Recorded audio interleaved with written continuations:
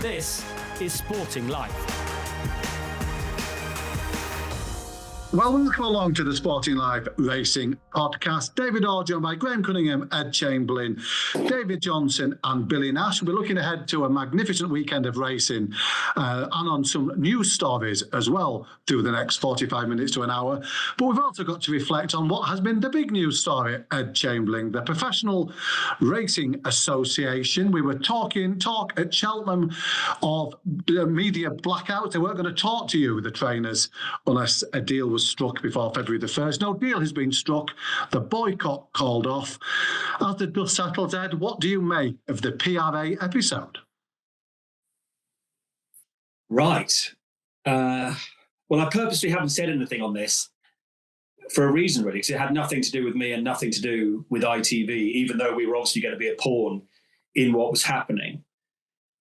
Racing sees itself as a top professional sport, yet this episode has been so amateur and so embarrassing. And outside racing's little parish audio, I wonder, you can only speculate, you just wonder how much damage has been done. My fear is plenty, because yes, it could have got a lot worse this weekend, and thankfully that's not happening. But this is a story that's got outside that parish. You only have to look at all the newspaper articles this week. When it gets like that, and across social media, it is doing damage. You can only guess what the government's made of it. Another needless squabble in a sport that just simply can't sort itself out. You wonder what racing fans, viewers on television of the three channels make of it. What about the owners? At the end of the day, it's the owners who've had to watch trainers go after this money when it's them that gives them the horses to work with. The only thing I know, Audie, is what the ITV bosses have made of all of this. And timing-wise, this is a time when ITV Sport is all about the Six Nations, the FA Cup, yet the one sport that's causing trouble with egg on its face yet again is horse racing. The timing has just been terrible, especially with what I hope, fingers crossed, is the start of contract negotiations between the terrestrial broadcaster and racing. And it's a time when racing's been in the sporting spotlight for all the wrong reasons, so unnecessarily. And it simply can't afford to keep shooting itself in the foot like this. It has to understand the big picture, which I don't think many people do. You only had to read, and GC, your column was sensational on Sporting Life this week, to understand the dangers of that.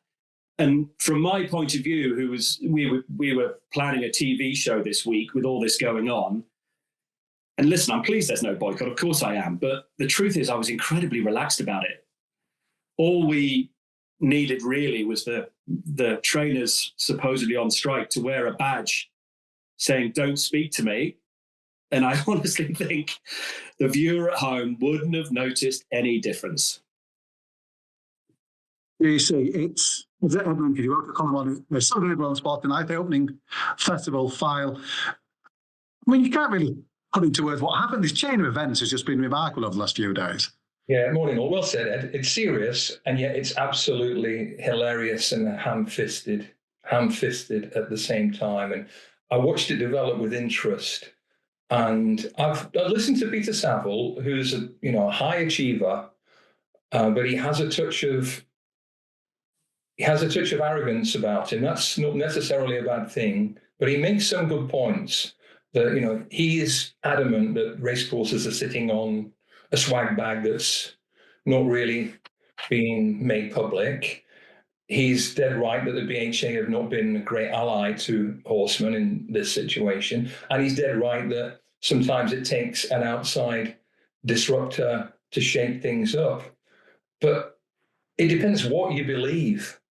And I have a hard time believing that they've rallied 170 troops, 170 trainers, all to get together, prepared to boycott media race day interviews purely for altruistic motives, benevolent causes, etc. I have a hard time believing that. I genuinely believe that many trainers thought there was going to be some money in this for them. And the position changed very quickly over the weekend. Benevolent causes were in, but I have a hard time with that. And as for Peter Saville and Nigel Payne, media dinosaur, who's been prominent in this movement, what a catalyst you turned out to be. Lighting the guns, then you run off home for your tea, as the Jam said many years ago. An absolute embarrassing capitulation. Not the first Peter Saville's been involved in at a big time, but I watched it all develop. And as soon as I saw this statement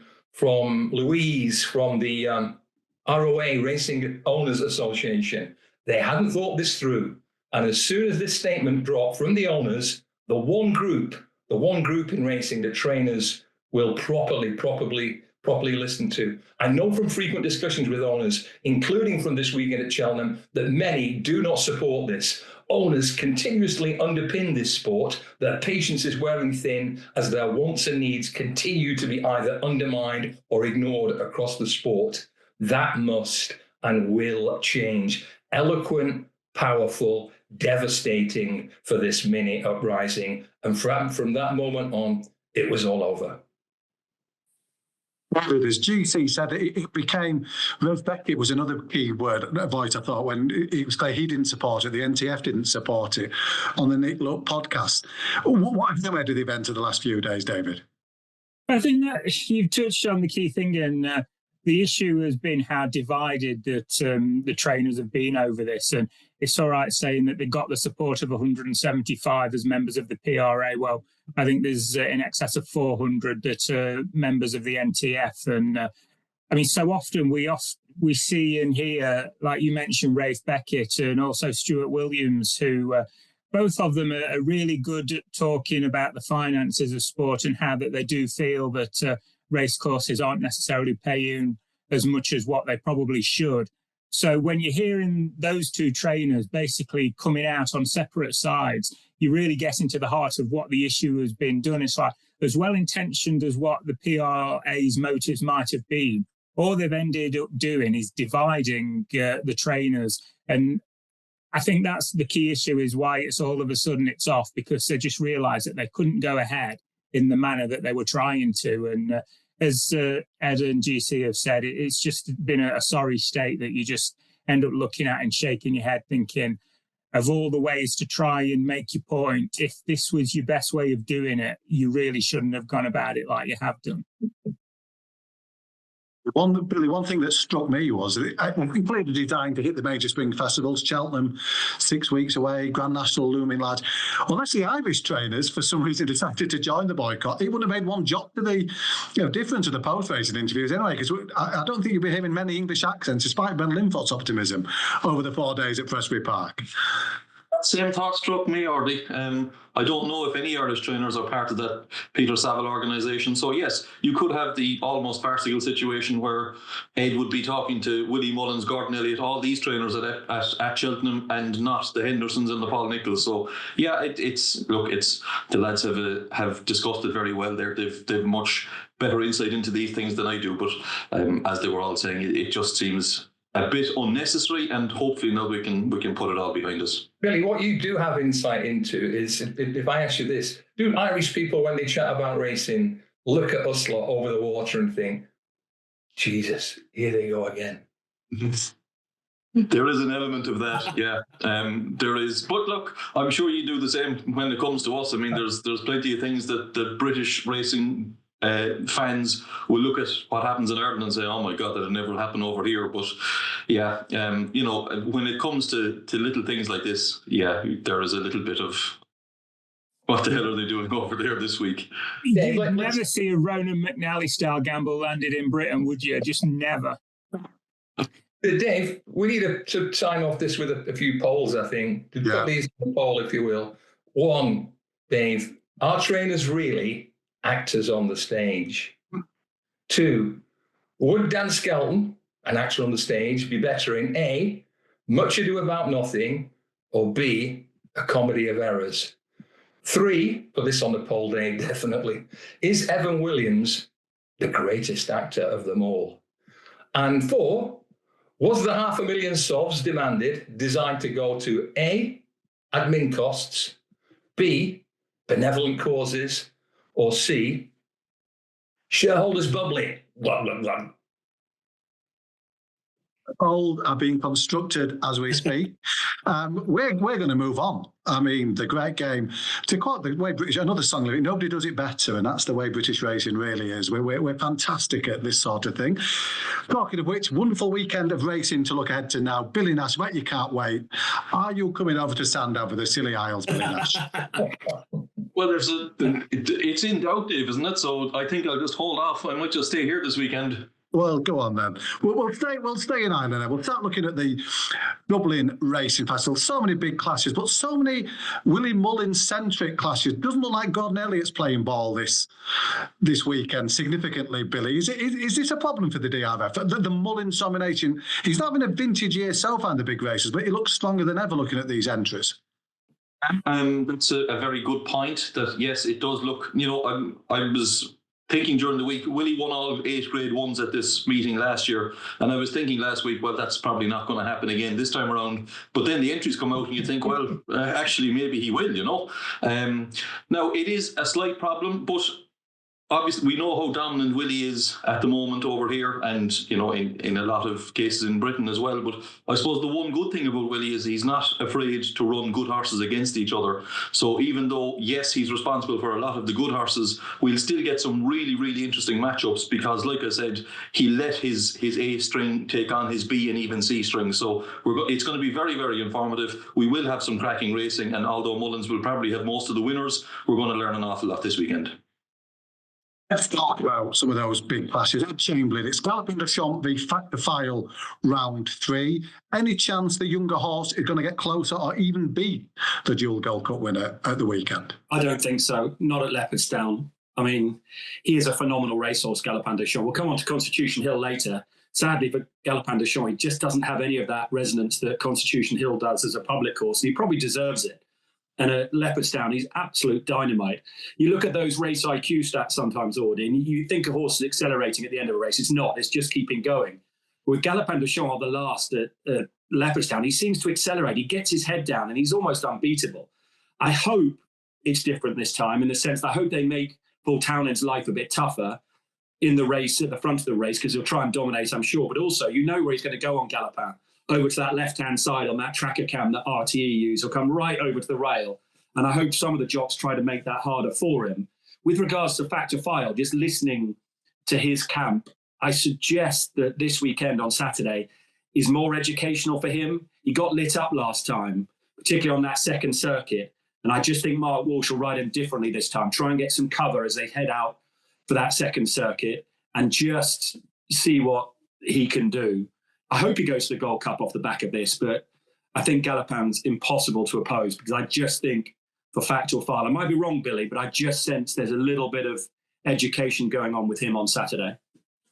Well, I wholeheartedly agree. Yeah, I think this is a fact-finding mission. I think they'll know at the end of Saturday whether he's going to be a Gold Cup or a Ryanair horse, and yeah, they're going to have to find out. I agree. I think they'll ride him differently. They'll have to try and do something different if they're going to beat Gallopin. I don't expect them to. But like you said, we'll know at the end of Saturday whether he's going to go for the Gold Cup or whether they'll drop him back in trip for a Ryanair, because he did get outstayed at Christmas, I thought. What do you think? There's definitely a plan being hatched in terms of change of tactics. The obvious one is, as Ed suggested, to drop him out and try and get him to really relax. But that's sort of playing into Gallopin's hands, isn't it? Something has to try and make life a bit harder for the favourite to mix it up a bit. But I think Factor File is still improving, and he clearly needs to be. And I hope he puts it up to Gallopin to set it up really nicely for what would be round 4, wouldn't it? Yeah. It would be round 4 if he can get close to him this time. And that's almost unheard of in itself, isn't it? Round 4 in a season. David, it's touched upon there, but it does feel as if for the Boodles Cheltenham Gold Cup, we do need Factor File to remain a contender for that, whatever happens on Saturday.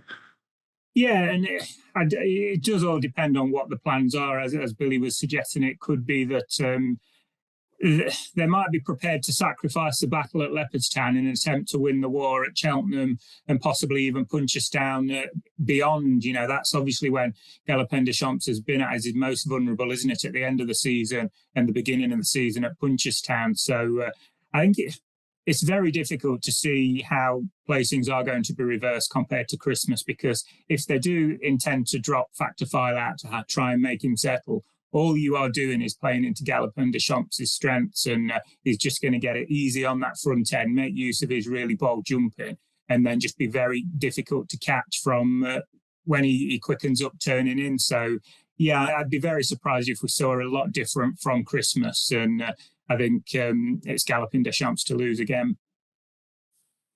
Billy, let's talk about the Irish champion hurdle. Lossiemouth v Stateman, another battle of the near neighbours. Lossiemouth odds on to come out on top.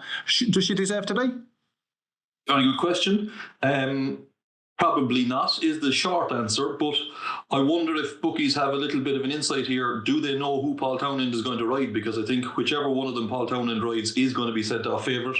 It's very possible, Artie, that this will be an all Willie Mullins affair. There's only 6 entered in the race at the moment. Mullins is responsible for 4 of them, and of the other 2, Field Dudery ran behind Constitution Hill at Cheltenham last weekend, mightn't turn out again, and Synestia is also in the Dublin Chase at the weekend, so it's possible it'll be just a Mullins affair. I think Daddy Longlegs looks like he's going to make the running, and he'll make it a good test. But like I said, a lot will depend on what Paul Townend rides. If he decides to ride Lossiemouth, it will tell us that she's going better than State Man on the gallops at home. And yes, she'll be sent off a very short price favourite. I think State Man has a good bit to prove this weekend. He clearly didn't give his running the last day. It'll be interesting to see if he can bounce back. He is still the, on ratings, he is the one to beat. He is the better hurdler over here. He's 2 pounds clear of Lossiemouth, even with the adjusted ratings. He still comes out 2 pounds clear of Lossiemouth on time form ratings. So if he can get back to his best, he's the one to beat. But like I said, he does have a bit to prove.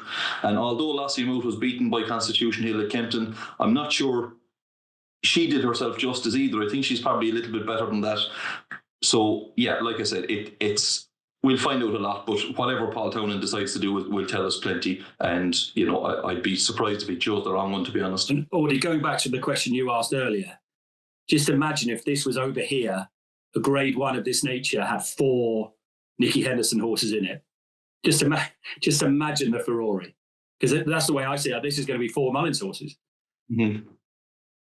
I mean, you are right, Ed, but my goodness, just imagine a trainer in this country having 4 Grade 1 horses. I mean, that'd be, of course, a celebration, let alone running them in the same race. Just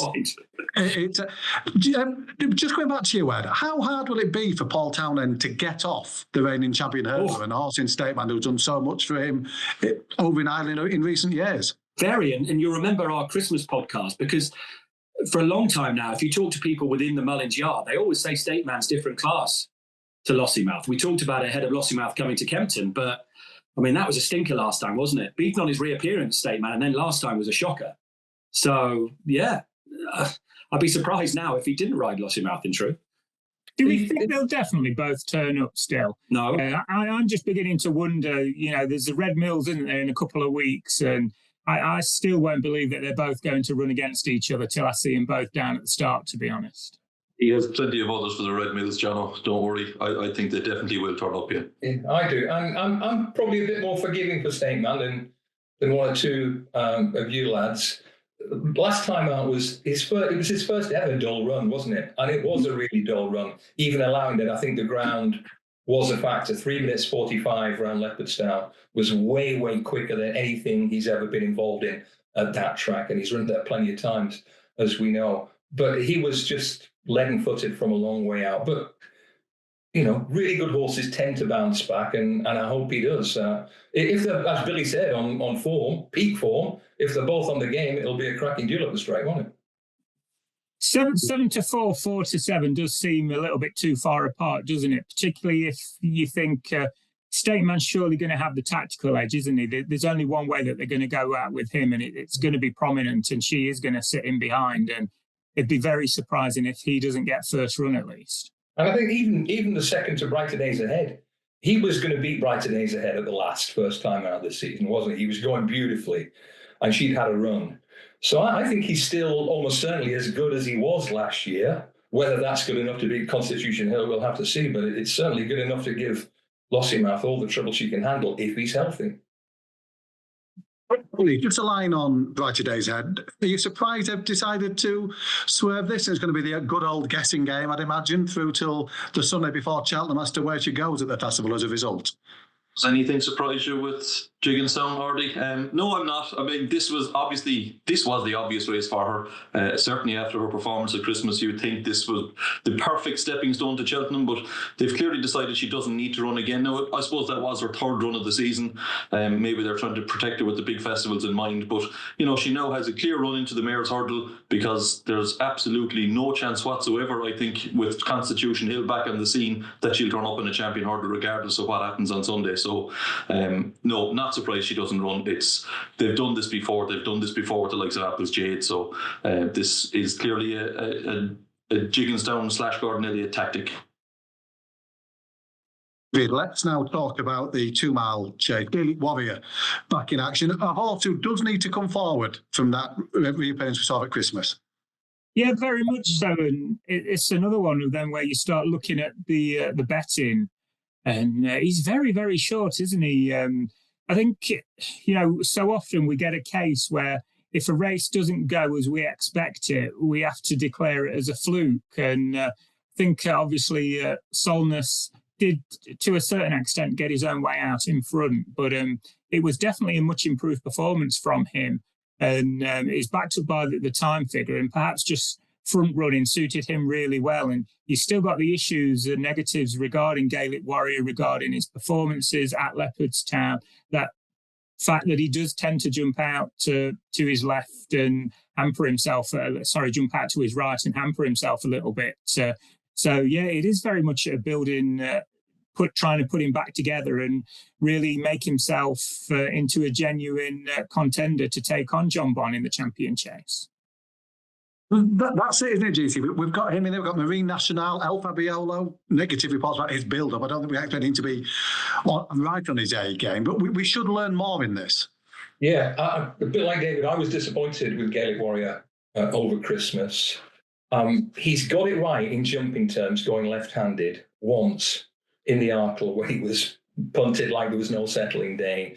And he beat pretty good horses, and he beat them, in handsome style.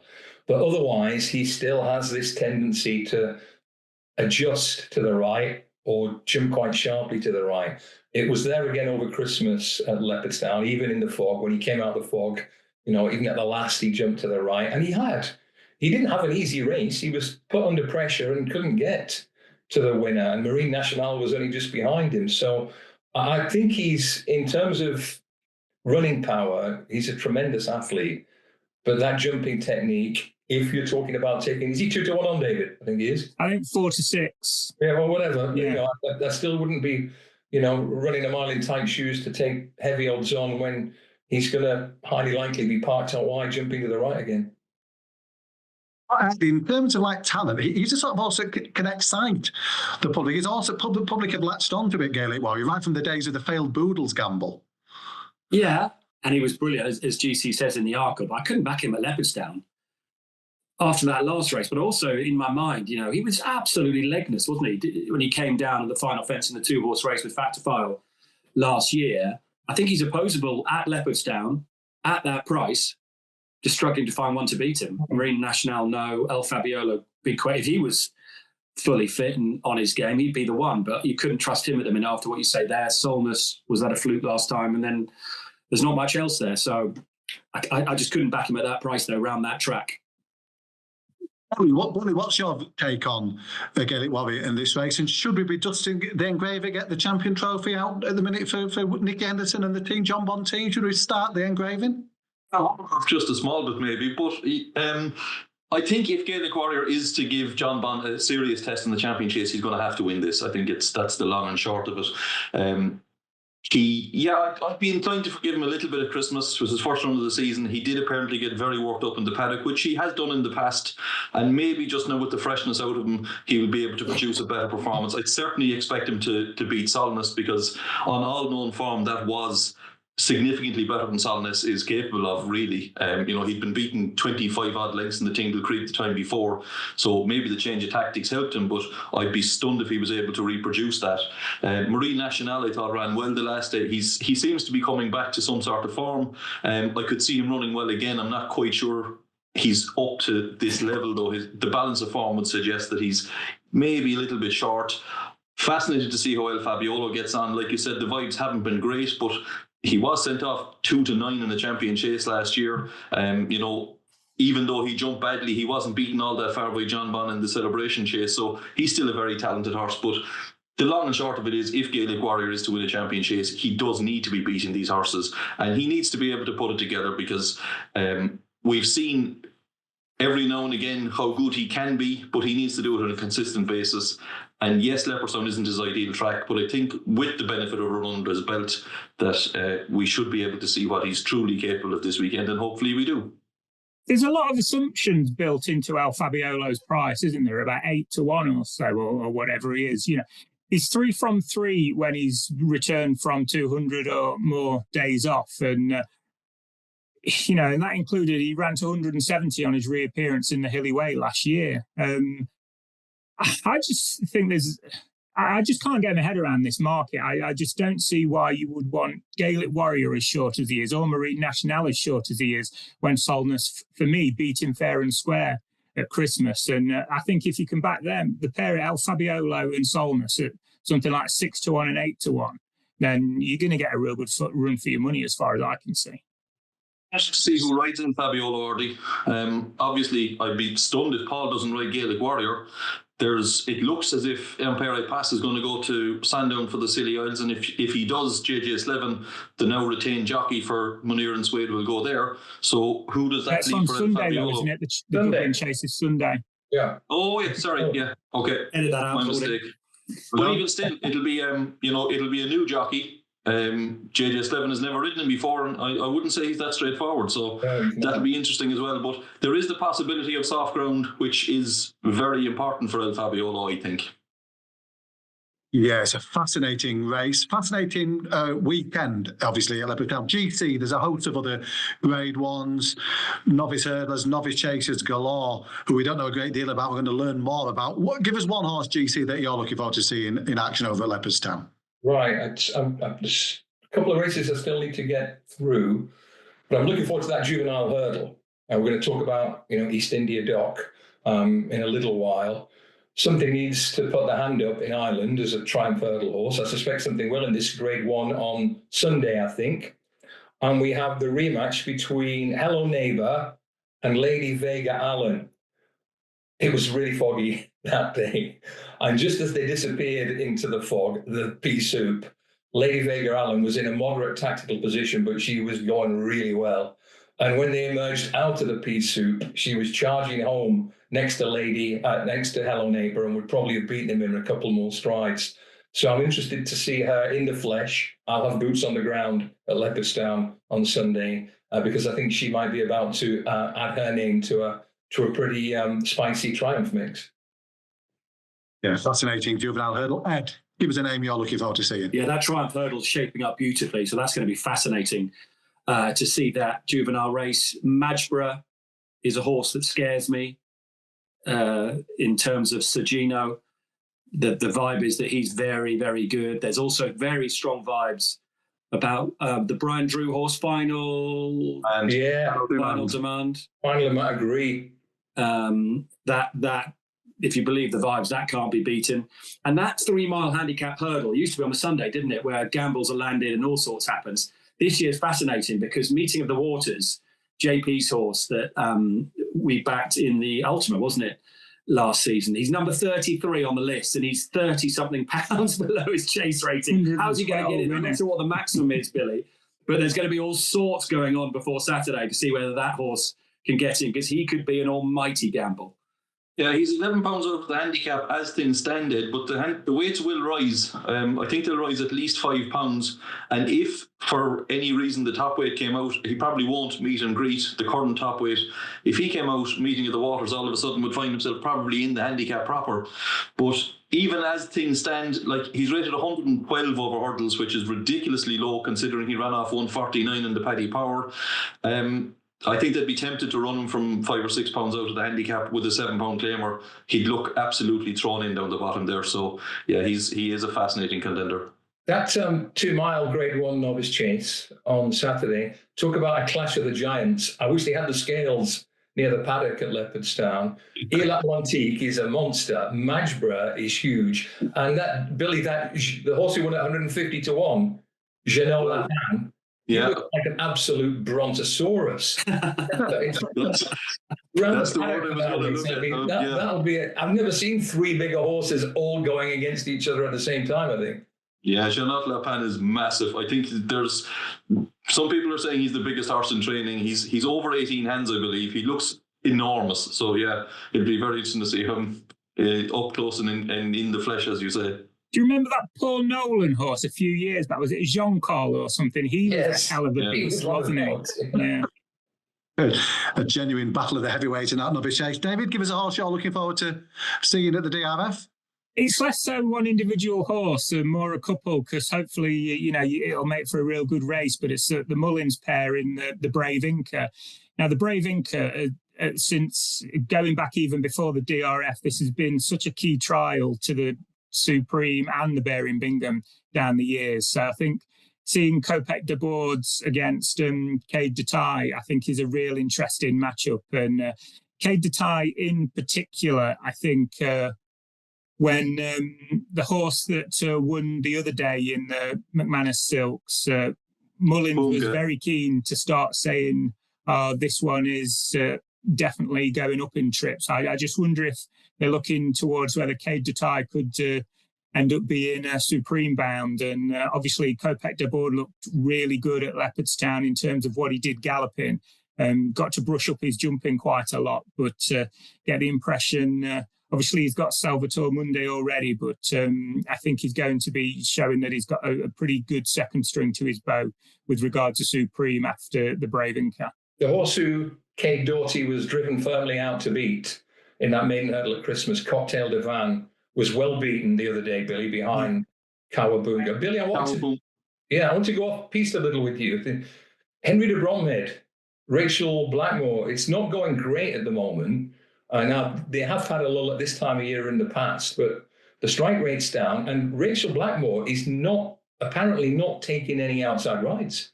She hasn't had a ride for an outside yard for ages now.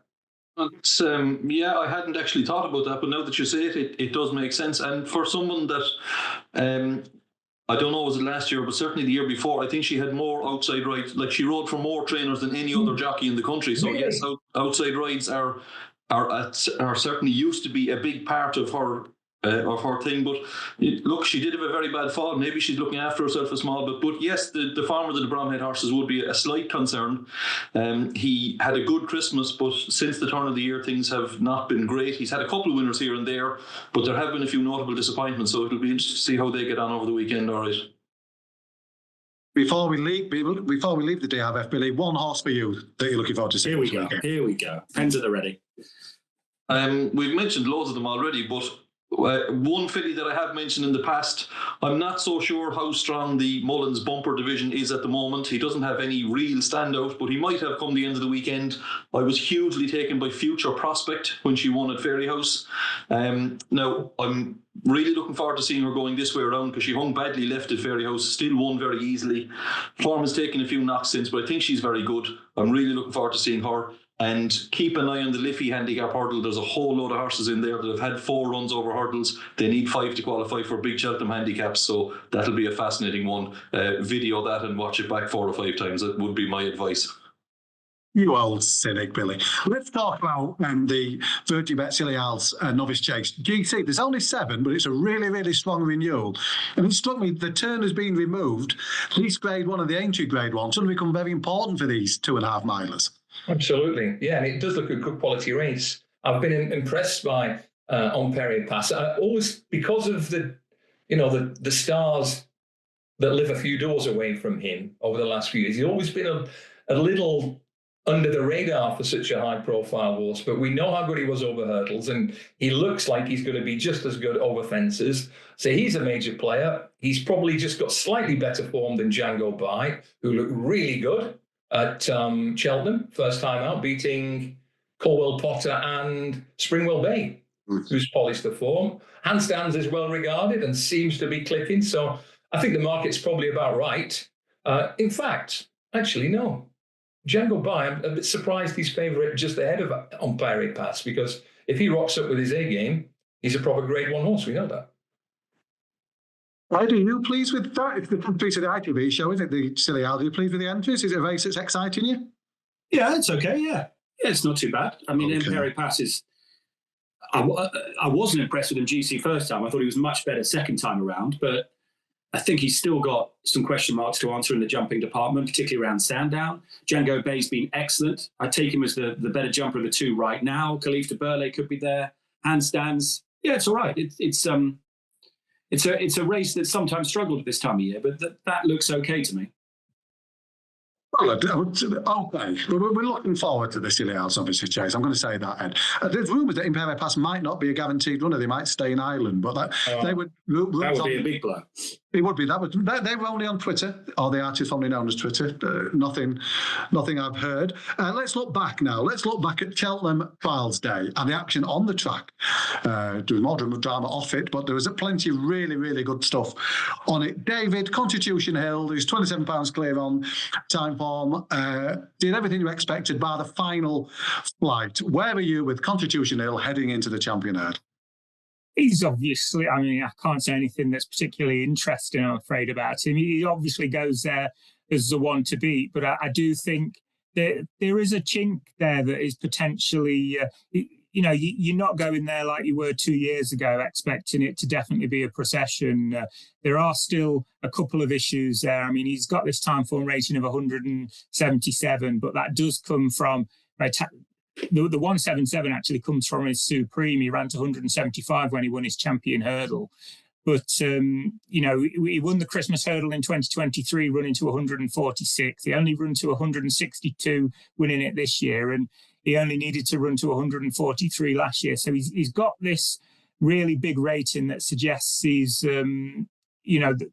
really is the one to beat, but it is a while since he's run to it. And this year's champion hurdle, it is potentially more interesting, as we've said, for several reasons. Particularly, a lot will depend for me on whether Brighter Days Ahead does go, because she's got so much ability as far as I'm concerned and really has the potential to serve it up to Constitution Hill. If she doesn't go, it obviously will make his task a lot easier. One thing that really struck me at Cheltenham was the affinity the crowd had towards him, the way they reacted to the Henderson interview over the loudspeakers afterwards, and etc. It did feel like a lot of people were at Cheltenham to see Constitution Hill. Listen, over the next few days from within our little parish, you're going to hear a lot about how amazing the Dublin Racing Festival is. And listen, I've been, it's great. It's good fun. People say it's much better value, but the racing, it doesn't compare what we're going to get in a few weeks' time. And it also, on Saturday, we had a crowd at Cheltenham that the Dublin Racing Festival would kill for. There were more than 20,000 people there. I did my opening sequence with Constitution Hill coming off the lorry. The crowd by that white fence down by the stables was 3, 4, 5, 6 people deep when they realised that was the Henderson lorry. And the silence, you could hear a pin drop as Constitution Hill came off that lorry. We've got a public horse suddenly, Audie. Racing so lucky to have him. As I said earlier, Galopin Des Champs could win 3 Gold Cups and he'll have nothing like the residence that Constitution Hill has got right now. I don't know whether you went to the pre-parade, but every spot was taken when Constitution Hill came into the pre-parade. And then round the paddock, again, it was buzzing. And that's with 20,000 people there. Imagine what that's going to be like on Champion Hurdle Day with 66,000 people there. And the ITV viewing figures on Saturday were up on last year. They were very strong. And Constitution Hill is a huge part of that. On the track, listen, at Newbury, he was very fat. At Kempton on Boxing Day, he was just fat. He looked like Constitution Hill on Saturday. And listen, he was box office. Everything he did the big jumps, and then his mistake at the last. And bless Nico, fair play to him. And he was apologising to everybody who would listen to him on the way, and particularly Michael Buckley and the Hendersons. And then I loved his emoji with his hand over his face as he walked in, looking across at our three boys on the podium, Ruby, Mick and AP. And I liked his reaction. That was a reaction of a top sportsman, much better than his reaction when he said that nonsense coming in at Kempton that day. I mean, this horse is everything this sport wants, and I just hope he gets to Cheltenham in one piece, because he's our one box office horse. When you see that slow-mo of the last flight mistake, I could be dead wrong here, but I felt when I watched it a few times, most horses would have come down.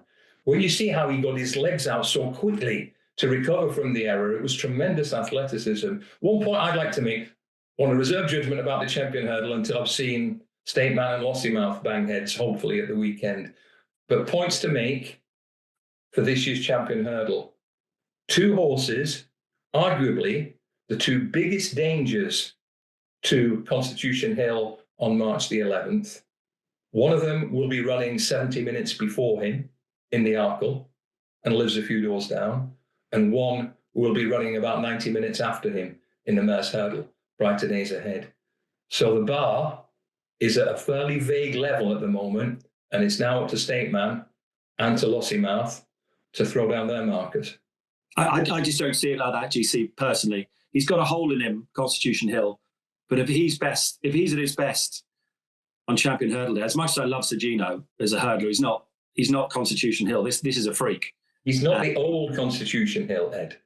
We don't know. It's all feelings. I'm writing something about this for Sunday. It is time form saying that they feel. He feels less invincible. Now, let's leave aside the fact that there are no degrees of invincibility. You either are or aren't invincible. They feel that. He feels less invincible. Nico de Boinville says he feels as good as ever, and he checks himself before he says, maybe even better.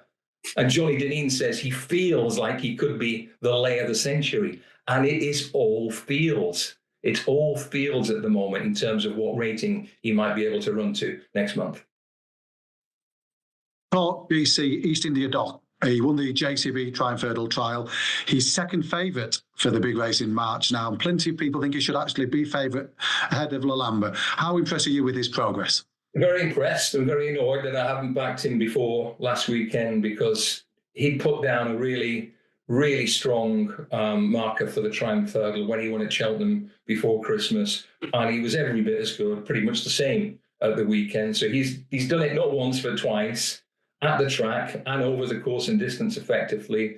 And what I like about him, two things really, touched on his really aggressive, accurate, slick jumping.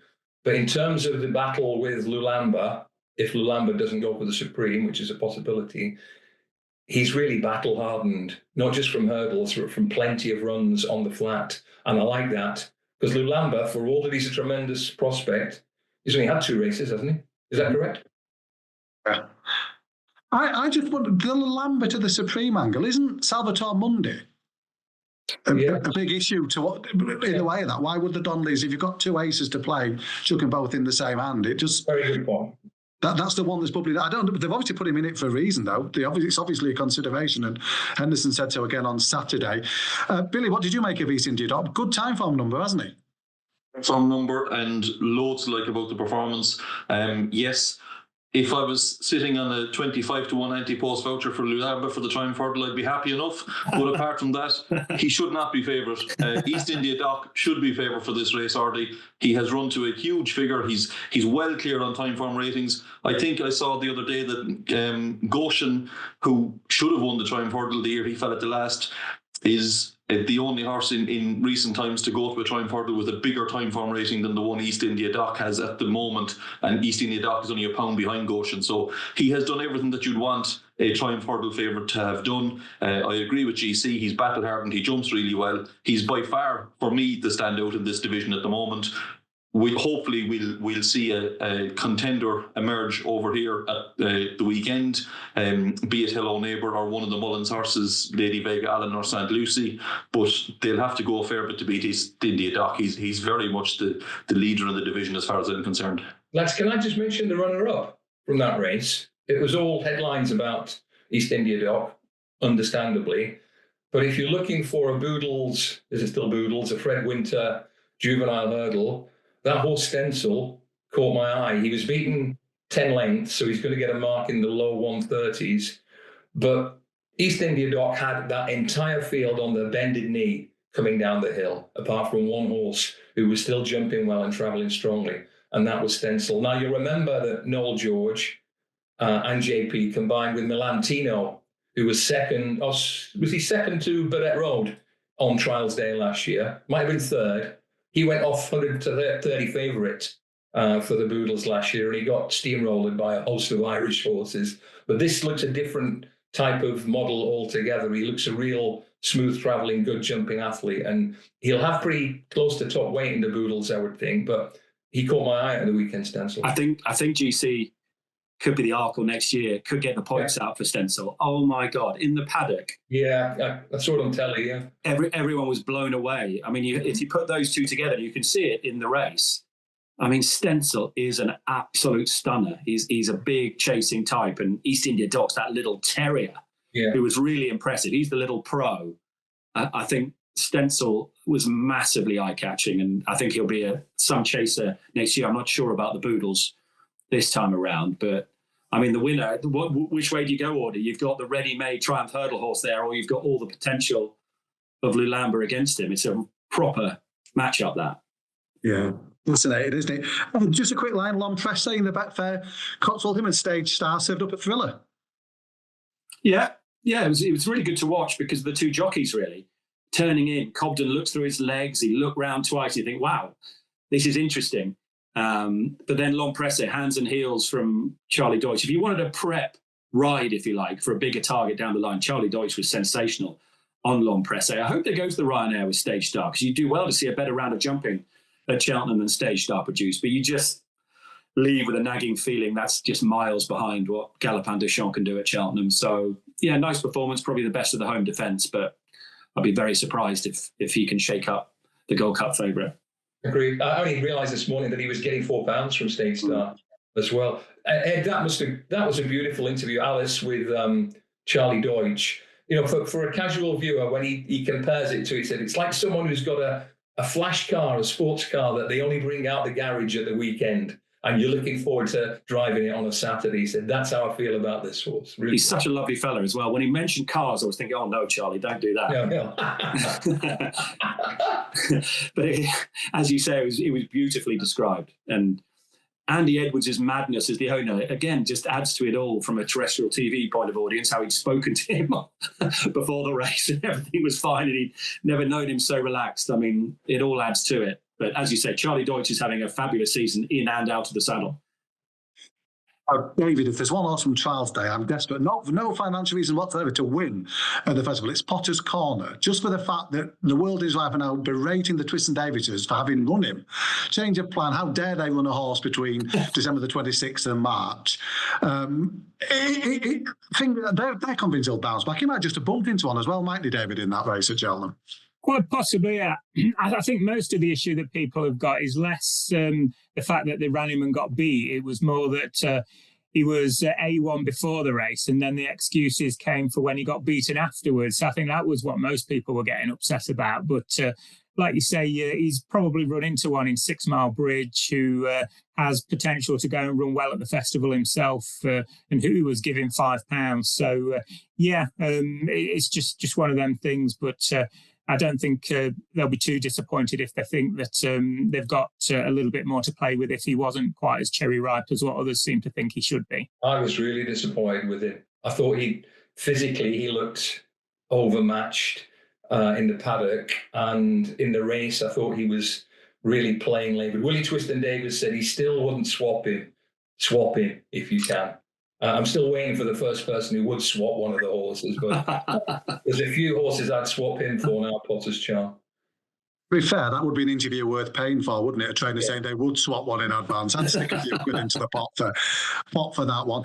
Ed, quick line, the jukebox man. Sad news that we've lost him for the rest of the season. He was going to add something to those staying novice chasers. Yeah, there'll be more, unfortunately. It always happens, doesn't it, in the build-up to the Fez. Yeah, real shame, because he could have been a real public horse with his owner. And I feel really sorry for Harry Redknapp. He had a bad couple of days because he had one turned over at Plumpton at very short price as well. And Harry, I hope he has a chance in another festival winner, because he's great for the game and for the bigger picture as well. And incidentally, beating him at Plumpton that day, and really good to see Martin St. Quintin, obviously the chairman at Cheltenham and most famous for owning Eurobandy, you remember, with Aidan O'Brien. He's got a share in a horse, so getting back into ownership. He was part of the horse that won at Plumpton that day, which is really good to see. And his son is the assistant to Fergal O'Brien. So at a time when we're losing owners, nice to see a famous name back in the ownership ranks. Nice segue here. I was a big fan of the jukebox man. And if you were a fan of him, to see Masaccio run so well off 143 in the illustrious Timeform Novices Handicap Chase, he's a big loss, the jukebox man. But that Timeform race, Dave, was tidy again, wasn't it? David Johnson, a winning Timeform top-rated horse as well. They were dancing around the office. Absolutely, yeah, and can't believe the price as well. I mean, we were talking about it last week, and GC pointed out how interesting Billy the Real Big Red was potentially. I don't think he was expecting that he'd go off nearly half the price of what Jaguar went off in the end. Yeah, I didn't back either, but I think Jaguar, Graham North in his Sporting Life column this week makes a strong case for that horse still being very interesting for the festival, and I get it completely. He's improving leaps and bounds, and he's only gone up 7 pounds, which is not a lot for what he achieved at the weekend. So the Guerriero and Greenall team had an eventful day with those two, and it carried on with Iroko. Another beautiful segue, Dave.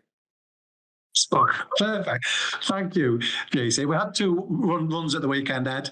Iroko and Delta Work. The stewards noted the explanations given by connections to both. Is that strong enough? What was your thoughts when you saw the two performances, or the reaction afterwards? Yeah, I missed it at the time, in truth. I missed it watching the race and regret not asking about it in many ways. But what I'd like to know is what happens with those notes. They're noted. That's all you need to know. They're noted. Okay, so then what happens? I don't know. I've got an idea on this. I think most people would agree that sort of noted is the equivalent of a yellow card in other sports. You'd like to think so. I think if the stewards are concerned enough to think there is, a yellow card to be waived, it should carry a penalty. And I think if the stewards say, noted, we're not happy with that ride, that horse, if it runs in a handicap next time, should carry a £3 penalty. It's not going to happen. We don't that's interesting. Yeah. We don't do imaginative, flexible things like that. But if you trust your officials to think that wasn't quite what we need from a jockey in a finish of a big Saturday Premier Handicap chase, carry £3 extra next time you're running a handicap. Well, it's not a major thing, but it's. Sorry, GC. One of the good things about the National, obviously, is that the handicapper gets to choose his all weights from scratch. So if he's not happy and thinks the horse could have finished closer, he could give him that £3 himself. So the ball is in the handicapper's court, whether he's brave enough to not just give him that 152, to give him what he thought he was value extra for on Saturday. Which is what you love that. Yeah, we do it time. Martin Greenwood's predecessor would have loved it, wouldn't he? We'd have had the chalkboard out already with that one. There was a bit where I thought Delta was going to latch himself onto the heels of them in the Cotswold Chase as well, coming down the hill, which would have been interesting. Billy, I want to talk to you about the Evan Williams trained gamble, 20 quid each way. The game's gone. 20 quid each way from an opener, and you're from 8 on into 85 to 40. How does this sort of thing leave you feeling, Billy, these sort of gambles? Honestly, I love it. I love to see this happening. I know loads of people don't. Loads of people are saying, this is terrible, we shouldn't have this. I think it really adds to, I like to see these being pulled off every now and again. Yes, the optics probably aren't great. A horse that didn't look like he was capable of getting out of his own way in 5 or 6 runs is suddenly backed off the boards and wins easily. I can see how a lot of people would be, not too delighted about that, but I like to see it. I think that it does still add to the game. It happens over here every so often. It doesn't seem to happen in Britain as much, but even though Evan Williams didn't seem to know much about it himself, clearly somebody did, Artie. Fantastic. Billy, put this on the poll straight away. Was Evan Williams one of the 170 trainers who was paying for that stuff? You'd love it once, wouldn't you, if a trader just came and said, "Yeah, we're having it right off today." Just with the interview, yeah, this has been the plan for months. I don't think they've got the money down by that stage, had they? Was it still opened at 12-1, and so yeah. I used to get really het up about such things, but I must say, the more time goes on, and the more sort of anguish you see people on Twitter going at, the more I sort of I'm turning the other way and think let's sort of quite smile about it a little bit. I guess, and it gives me stuff to write about that keeps me amused. And just one line from the piece I wrote the other day. So when Andrew Thornton thrust the Sky Sports microphone towards Evan Williams, and the reaction was not akin to Dracula being faced with a crucifix. We're running out of time. It's been a packed show. GT Line on Romantic Warrior in Dubai. Fantastic racehorse. He's not from around here, so he'll never get due credit, but he's been the best in Australia, he's been the best in Japan, he's been dominant in Hong Kong, and he went to Dubai at the weekend and he gunned down the runaway train that was Measured Time. Measured Time sadly collapsed and died about 100 metres out. Fantastic horse, Romantic Warrior. I was puzzled by Measured Time. All the heavy mob were there, Sheikh Mohammed and co. That horse who has front run, he came out of the stalls like a runaway train. And it's not easy to get accurate splits from Maidan, but he was going blisteringly fast and paid a very, very heavy price. So I'm sure they'll do all the tests to see exactly what went wrong with Measured Time. But Romantic Warrior rolls on to Saudi for the world's richest race, and a beautiful line from the owner about going to dirt. Once in our lives, we must try. And it's a fantastic ethos for sportsmen, isn't it? Well, not between January and March. If it's a Cheltenham horse, don't try anything in that time, please. That's what we decided. Billy, last question of the podcast to you. What on earth is Amsterdam? And it is a good question. We still don't know. We didn't find out a whole pile about him. A bit like Constitution Hill, he really only had to turn up to win at Naas. He beat a veteran plodder in Beacon Edge. He beat him hollow, but you'd expect him to. Look, he has bags of ability, but just how much, we don't know. He's loads of potential. He's now 3 from 3 over hurdles. He won very well at the weekend. Willie seemed to think after the race, he seemed to be leaning towards maybe running him in the entry hurdle rather than the champion hurdle. Doesn't think he might have enough experience. I suggest that a lot will depend on how Stateman gets on this weekend. If Stateman was to fluff his lines this weekend, he might have a little rethink and pitch Amsterdam into a champion hurdle. What have they got to lose by running him in it? He's either good enough or he isn't, and if he's not good enough, he'll just go novice chasing next year. He looks to have loads of potential, Artie, but just how good he is, it's almost impossible to put a figure on him from what we've seen on the track. Really, before we go, salute to whoever buys these Donnelly horses. The strike rate is tremendous. I know they've got big checkbooks. Dancing City at Naas, and another massive unit, Bioluminescence. They look 2 pretty good horses, didn't they? Yeah, I love Dancing City. He's just such a straightforward horse. He jumps, he stays. He looks like a straightforward ride. His win record is tremendous, and I was really looking forward to seeing himself and the Jukebox Man in the Brown Advisory at Cheltenham. Obviously, the Jukebox Man won't go there now. It's possible that he might have to take on Ballyburn, depending on how Ballyburn gets on. But whatever race he turns up, and you can be almost guaranteed he'll give his running. And Bioluminescence really put herself into line for the Mrs. Paddy Power chase. That was a big performance, having to give weight to Dancing City because she had won a graded race at Limerick on her previous chase start.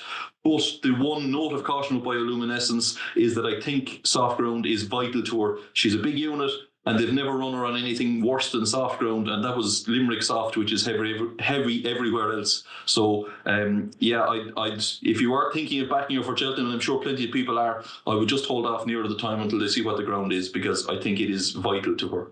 I'm like Columbo here. Just one more question. We haven't touched on Ballyburn.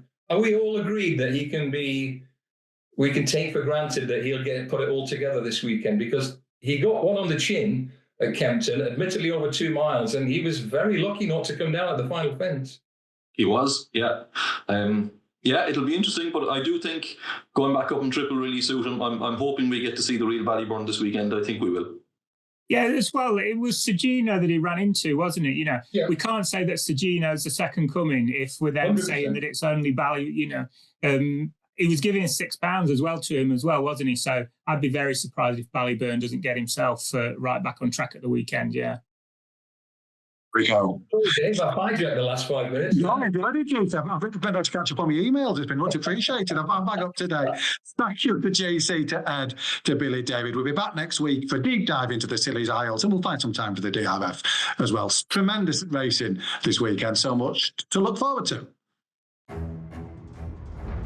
Download the Sporting Life app for the best racing coverage, including live racing blogs, fast results, stable tours, trainer and jockey interviews, expert opinion and tips.